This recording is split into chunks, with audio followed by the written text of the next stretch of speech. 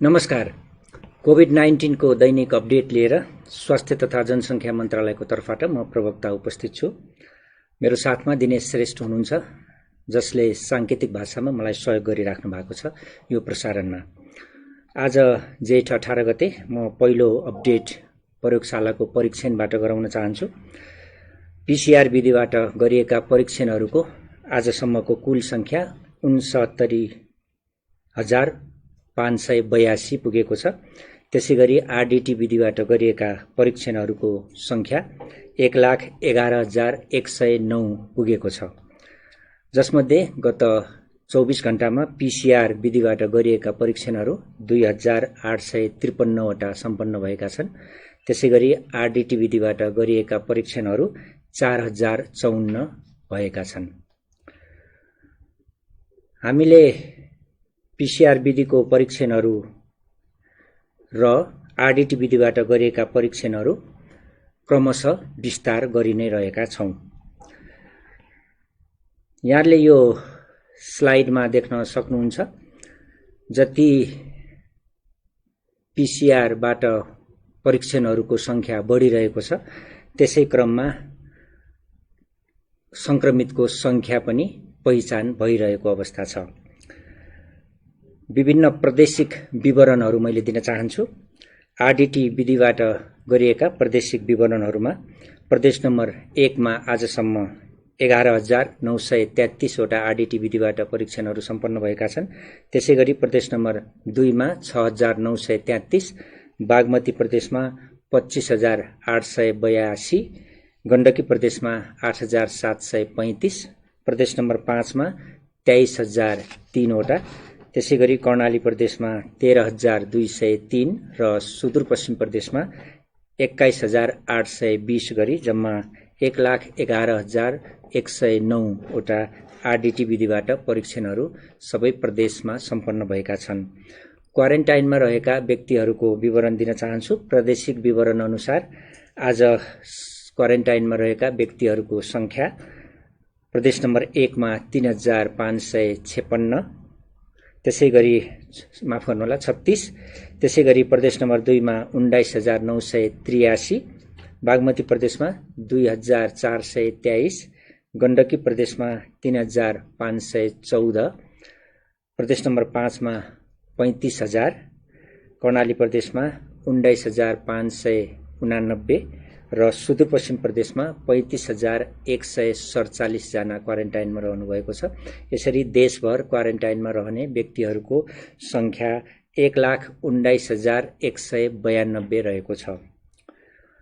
विभिन्न अस्पतालहरूमा आइसोलेसन कक्षमा उपचारको लागि रहनुभएका संक्रमितहरूको प्रादेशिक विवरण यस प्रकार छ। प्रदेश नम्बर 1 मा 135 जना रहनुभएको छ उपचारको लागि, प्रदेश नम्बर 2 मा 519 जना, बागमती प्रदेशमा 14 जना, त्यसैगरी गण्डकी प्रदेशमा 20 जना, प्रदेश नम्बर 5 मा 509 जना, कर्णाली प्रदेशमा 122 जना र सुदूरपश्चिम प्रदेशमा 20 जना विभिन्न अस्पतालहरूमा उपचारको क्रममा रहनुभएको छ र जम्मा संख्या 1,349 रहेको छ। त्यसैगरी डिस्चार्ज हुने व्यक्तिहरू गत पछिल्लो विवरण अनुसार जम्मा 1 जनाको थप डिस्चार्ज भएको छ। उहाँ भरतपुर अस्पतालबाट डिस्चार्ज हुनुभएको हो। मकवानपुर हेटौडाका 25 वर्षीय महिला डिस्चार्ज हुनुभएको छ सो अस्पतालबाट। यसरी डिस्चार्ज हुनेको कुल संख्या 220 पुगेको छ। प्रदेश नम्बर 1 मा आजसम्म 30 जना डिस्चार्ज हुनुभएको छ। प्रदेश नम्बर 2 मा 104, बागमती प्रदेशमा 29, गण्डकी प्रदेशमा 3, प्रदेश नम्बर 5 मा 48 र सुदूरपश्चिम प्रदेशमा 6 जना गरी कुल 220 जना डिस्चार्ज हुनुभएको छ। यो संक्रमित व्यक्तिहरू र डिस्चार्ज हुने व्यक्तिहरूको यहाँले यो ग्राफ देख्न सक्नुहुन्छ, जसमा संक्रमित व्यक्तिहरूको संख्या पनि बढिरहेको छ भने डिस्चार्ज हुने क्रम पनि यथावत रूपमा बढि नै रहेको छ। कुल डिस्चार्ज हुने व्यक्तिहरू 220 मध्ये पुरुषहरू 172 जना हुनुहुन्छ भने महिला 48 जना रहनु भएको छ। कल सेन्टरको अपडेट गराउन चाहन्छु। हाम्रो दुईवटा कल सेन्टरहरू छ, 1133 र 1115, जसमा यहाँहरूले निशुल्क रूपमा डायल गरेर कोभिड-19 को विषयमा विभिन्न जिज्ञासाहरू, प्रश्नहरू सोध्न सक्नुहुन्छ। सो प्रश्न जिज्ञासाको उत्तर हाम्रा स्वास्थ्य कर्मीहरूले यहाँहरूलाई दिनु नै हुनेछ। गत 24 घण्टामा यसरी सोध्ने कलहरू 1239 वटा हामीलाई प्राप्त भएका छन्। त्यसैगरी हाम्रो यहाँहरूसँग जोडिने माध्यम विशेष वेब पेज covid19.mohp.np छ, covid19.mohp.gov.np, जसमा लगइन गर्न सक्नुहुन्छ। त्यसैगरी मोबाइल एप्लिकेसन छ हाम्रो स्वास्थ्य नामको, जसलाई डाउनलोड गरेर यहाँहरूले त्यसमा पनि आफ्नो विवरणहरू भर्ने विभिन्न जानकारीहरू लिन सक्नुहुन्छ। सो प्रयोग गर्ने व्यक्तिहरूको संख्या दिन प्रतिदिन बढिरहेको छ र आफ्नो स्वास्थ्यको बारेमा विभिन्न विवरणहरू भरेर सो मूल्याङ्कन गर्ने व्यक्तिहरूको संख्या गत 24 घण्टामा 533 छ। यसरी आजसम्म 51,858 जनाले यो फारम भर्नुभएको छ। यानि कि आफ्नो स्वास्थ्यको बारेमा यहाँहरूले जानकारी यसबाट लिन सक्नुहुन्छ। र सो विवरण भरेपछि गत 24 घण्टामा थप 6 जना सम्भावित संक्रमितको जोनमा पर्नुभएको छ, यानि कि रेड जोनमा। यसरी रेड जोनमा पर्ने व्यक्तिहरू हालसम्म 470 हुनुहुन्छ। सो 6 जना व्यक्तिहरू विराटनगरका, काठमाडौँका, पर्साका, झापाका र तेह्रथुमका व्यक्तिहरू रहनुभएको छ। यहाँहरू सबैको एपिडेमियोलोजी तथा रोग नियन्त्रण महाशाखा र सम्बन्धित प्रदेशहरू मार्फत यहाँहरूलाई कन्ट्याक्ट गर्ने काम भइ नै रहेको छ। सम्भावित संक्रमितहरू यसबाट हामीले विभिन्न एप्लिकेसन मार्फत यहाँहरू समक्ष पुग्छौं। अब मैले अपडेट संक्रमित व्यक्तिहरूको विवरण दिन्छु। यो अपडेटमा गत पछिल्लो अपडेट अनुसार नयाँ संक्रमितको संख्या 166 रहेको छ, जसमध्ये 162 जना पुरुष र 4 जना महिला हुनुहुन्छ। जस अन्तर्गत प्रदेशको जनस्वास्थ्य प्रयोगशाला पोखरामा गरिएको परीक्षणमा 3 जनाको पोजिटिभ आएको छ। उहाँहरूमध्ये तनहु रिसिङका 1 जना 28 वर्षीय पुरुष हुनुहुन्छ। त्यस्तै स्याङ्जा गल्याङका 2 जना हुनुहुन्छ, 27 र 40 वर्षीय पुरुष। त्यसैगरी नारायण अस्पताल वीरगञ्जमा गरिएको परीक्षणमा 5 जनाको पोजिटिभ आएको छ। उहाँहरू पर्सा पटेरुवा सुगौलीका हुनुहुन्छ, जो क्वारेन्टाइनमा रहनु भएको छ। त्यहाँको स्थानीय क्वारेन्टाइनमा 5 जना व्यक्तिहरू 22 देखि 36 वर्ष उमेरका पुरुषहरू हुनुहुन्छ। त्यसैगरी कर्णाली स्वास्थ्य विज्ञान प्रतिष्ठान जुम्लामा गरिएको परीक्षणमा 37 जनाको पोजिटिभ आएको छ। उहाँहरूमध्ये 13 जना कालीकोट शुभकालिकाका हुनुहुन्छ, जो 19 देखि 52 वर्षका पुरुषहरू हुनुहुन्छ। त्यसैगरी कालीकोटकै महई गाउँपालिकाका 5 जना हुनुहुन्छ, 20 देखि 42 वर्षका पुरुषहरू। त्यसैगरी दैलेख दुल्लुका 1 जना हुनुहुन्छ, 35 वर्षीय पुरुष। दैलेखकै नारायणका नगरपालिकाका हुनुहुन्छ 9 जना, 16 देखि 48 वर्षका पुरुषहरू। दैलेखकै सिमदाका हुनुहुन्छ 1 जना, 26 वर्षीय पुरुष। त्यसैगरी दैलेखकै देवलकाण्डका 5 जना, 18 देखि 22 वर्षीय पुरुषहरू हुनुहुन्छ। त्यसैगरी दैलेखकै रातापानीका 1 जना, 38 वर्षीय पुरुष। दैलेखकै साधुका 1 जना, 22 वर्षीय पुरुष हुनुहुन्छ। त्यसैगरी तहाँ कर्णाली स्वास्थ्य विज्ञान प्रतिष्ठानमै गरिएको परीक्षणमा बाजुरा जुजनाथका 1 जना, 40 वर्षीय पुरुषको पनि पोजिटिभ आएको छ। यसरी कुल पोजिटिभ आउनेको संख्या सो प्रतिष्ठानमा गरिएको प्रयोगशालामा 37 छ। त्यसैगरी प्रदेशको अस्पताल सुर्खेतमा र पशुपन्छी अन्वेषण प्रयोगशाला सुर्खेतमा गरिएको परीक्षणमा 26 जनाको पोजिटिभ आएको छ। उहाँहरूमध्ये सल्यान कुपिण्डेका 25 जना, 11 देखि 60 वर्ष उमेरका व्यक्तिहरू हुनुहुन्छ, सबै पुरुष हुनुहुन्छ। त्यसैगरी सुर्खेत बराहतालका 1 जना, 4 महिने बालिका हुनुहुन्छ।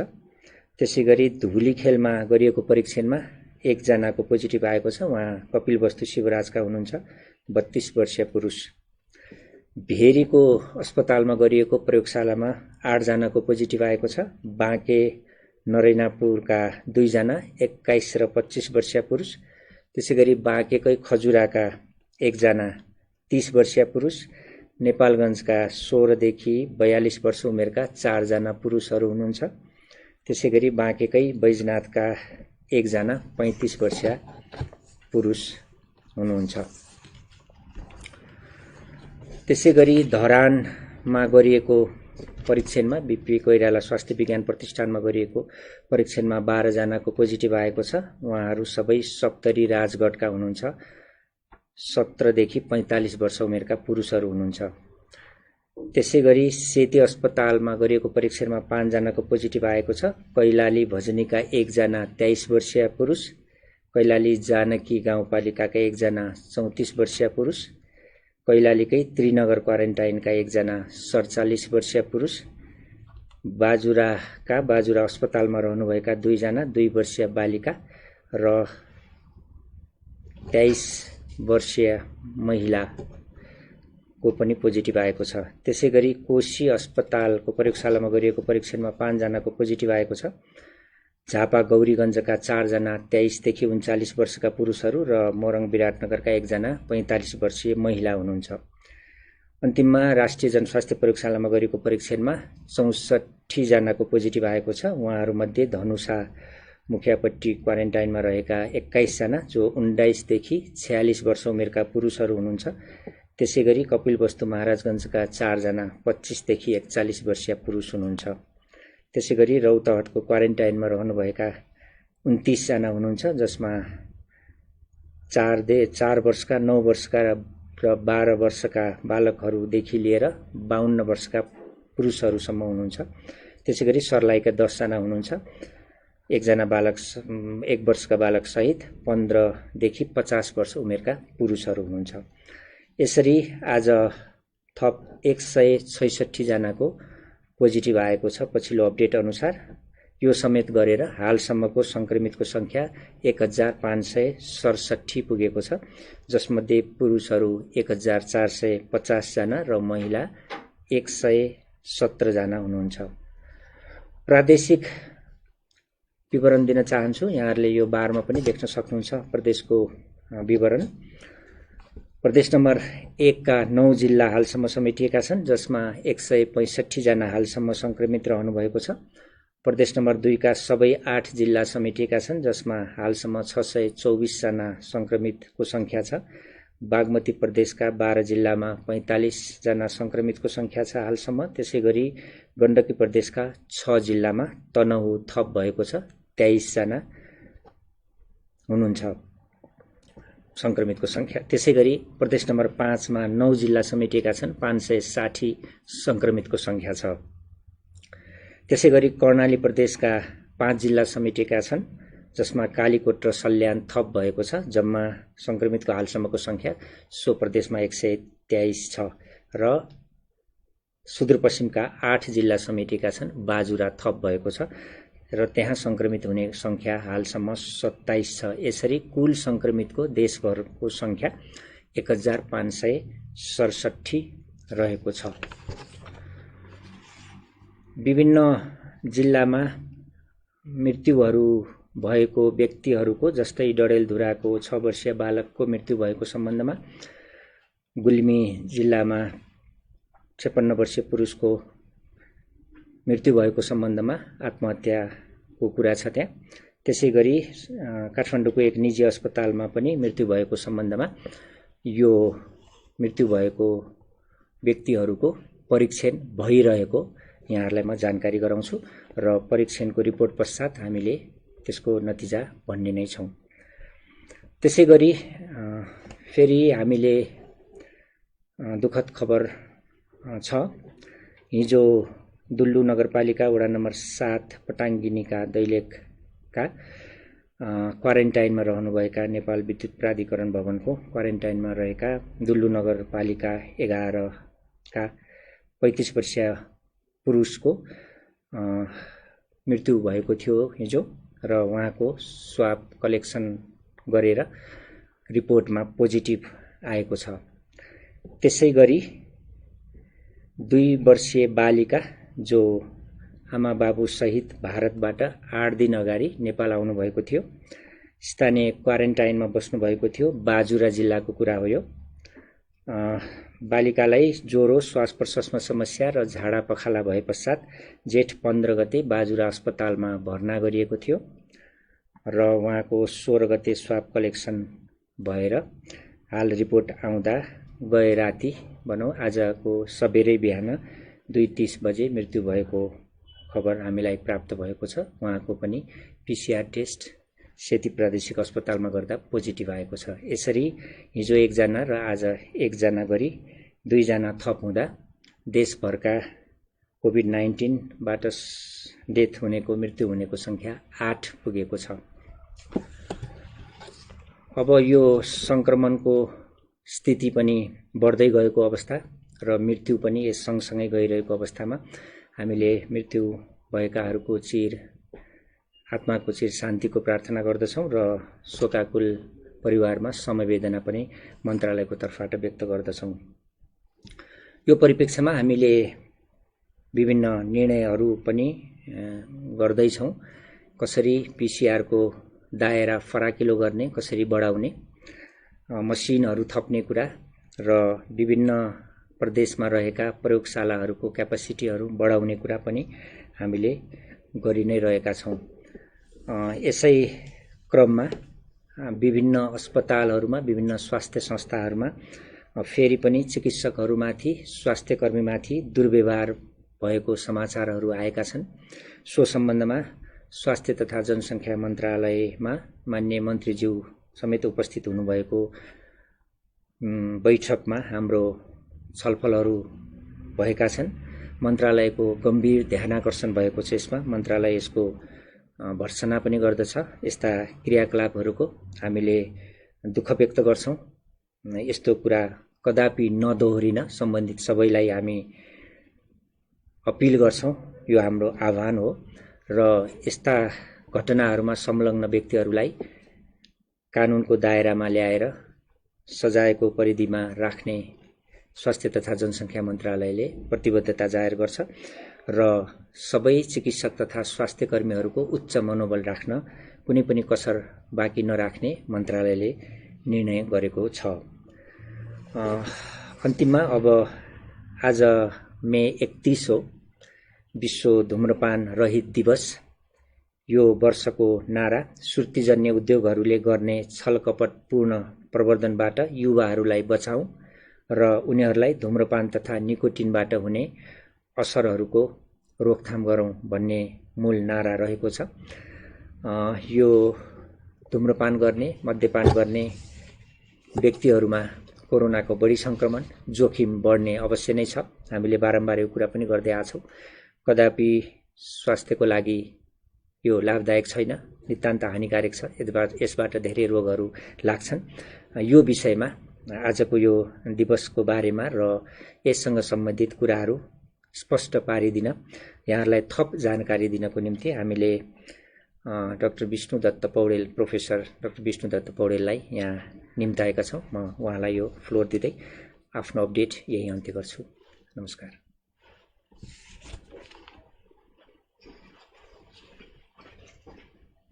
नमस्कार।